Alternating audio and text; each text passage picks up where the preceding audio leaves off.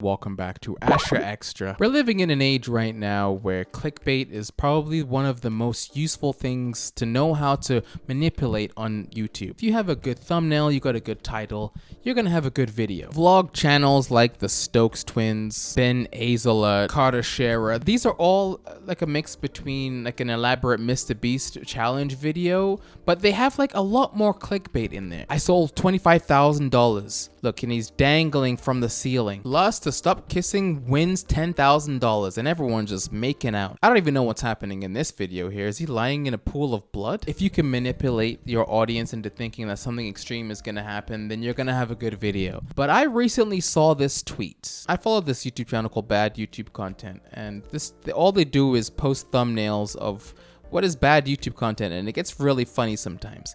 And I saw this one right here. I guess he has two accounts, bad YouTube content and good YouTube content. And he tagged both of them because he's like, I couldn't tell if it was good or bad, so now it's both. And let's take a look at this thumbnail here. Fides. I spent 100 hours in the world's poorest country. If you follow my main channel, I've talked about Fides before. Fides is a friend of Eric. He used to make like regular vlogs that obviously weren't doing that well. And then a year ago, he met Eric. He changed his video style, and now his videos are getting millions of views. And I also think Mr. Beast was coaching him on how to make like a successful channel. So Eric, Mr. Beast, he's got a good group of people behind him to teach him the best ways to clickbait. I survived 7 days alone in the wild. I survived 5 days with no sleep. I survived 7 days on an island with only a knife. These are classic good looking thumbnails here, and they all have millions of views. But what happened here? This is a little concerning. I spent 100 hours in the world's poorest country, and you know what the weird part about this? There was probably like 5 kids around him,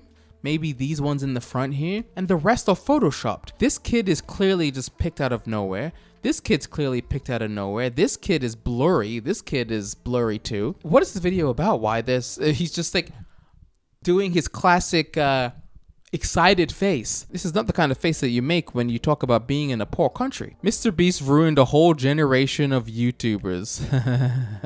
This is actually, I don't know what to say about this. It's a very weird thumbnail. He looks way too excited to be surrounded by all these African children. 100 hours in the world's poorest country challenge gone wrong. Like, that's exactly the vibe that he's giving off here. Why does he look like that? I don't know. The thumbnail doesn't help the video. The video is kind of nice, and yes, he does something to actually help them, but the thumbnail is just really bad. Okay, so people are saying that the video isn't bad, but the thumbnail is just horrible. Imagine you wake up at night and see this in front of you. How do you make a thumbnail and be like, yeah, this is good? He's giving the same face from that clay guy from Art Attack. You know, it does look the same. I think what makes it more horrifying / hilarious is that I looked closer and he legit photoshopped more children in there that weren't actually in the original image. And the children that were look absolutely disgusted by him. This is exactly the areas that I pointed out. Like, these kids have been clearly photoshopped in there. He photoshopped his face on it. Oh man. Trying to imagine creating this thumbnail and title and thinking you nailed it. Well, apparently he did change the thumbnail. Recently he just changed it. I want to see if it's worse or better. Okay, this is the new thumbnail. It still says day 4. Oh, so he took a bunch of different photos with these kids, and then I guess he decided to choose one for a thumbnail. He had the hands up one, and here he has one where he's holding the kids. This is his body in his shirt, but the face is completely different. The lighting is wrong. I think he photoshopped himself onto his own body later on, because he was probably doing the same thing. He was probably making that really shocked face, and thought, you know what? People didn't like the face. Maybe I should change everything. This is the world's poorest country, and there is a lot of bad things said about it. That's why I'm going to spend the next 100 hours here to see with my own eyes. So he's in Burundi. Burundi is in East Africa. Population 11 million. And in 2013, it says that 64% of the population live below the poverty line. So he's going around this town, giving people money and filming like their houses.